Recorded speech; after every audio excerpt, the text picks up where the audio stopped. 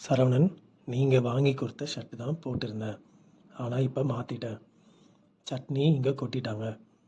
மயில் என்ன பண்ண தெரியுமா? நீங்கள் வாங்கி கொடுத்த ஷர்ட்டுனால இங்கே ஹோட்டல்லே துவைச்சிட்டு இருக்காப்பா. மாமா இந்த ஷர்ட் வாங்க எவ்வளோ கஷ்டப்பட்டு இருப்பாங்க அப்படின்னு சொன்னாப்பா. பாண்டியன், அந்த புள்ள நல்ல புள்ளடா. ஃபோனை வச்சுட்டாங்க.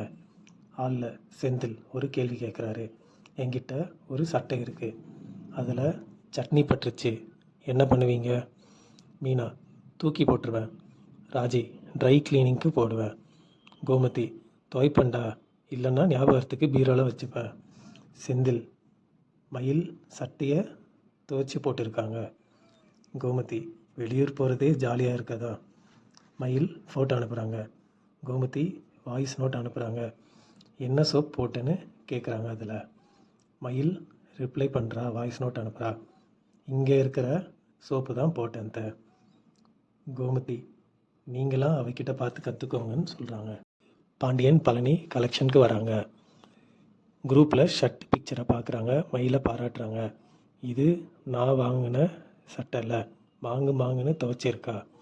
இந்த காலத்தில் யாருக்கடா இப்படி மருமக வருவா? பழனி மனசுக்குள்ள, இந்த மருமக ஹோட்டல் ரூம் புக் பண்ண லட்சணம் தெரிஞ்சா? ஹோட்டல் ரூமில் மயில் சரவணனுக்கு வெயிட் பண்ணுறாங்க. சரவணன் வராரு. கண்ணை மூட சொல்கிறாரு. சாரி எடுத்து நீட்டுறாரு. மயில், அழகாக இருக்கு மாமா. சரவணன், சர்ப்ரைஸராக வாங்கலாம்னு நானே போய் வாங்கினேன். இன்னொரு சர்ப்ரைஸ்னு ஸ்வீட் பாக்ஸ் எடுத்து நீட்டுறாரு. மயில், சாரி விலையை பார்க்குறாங்க. ஏன் மாமா இவ்வளோவுக்கு வாங்கினீங்க? இந்த காசுக்கு வீட்டில் இருக்கவங்களுக்கு ஏதாச்சும் வாங்கியிருக்கலாம்ல. சரவணன், எப்படி நீ எல்லாரும் பற்றியும் யோசிக்கிற? முத்துவேல் வீட்டில் வடிவான வராரு. இதோட எபிசோடுங்க முடியுதுங்க.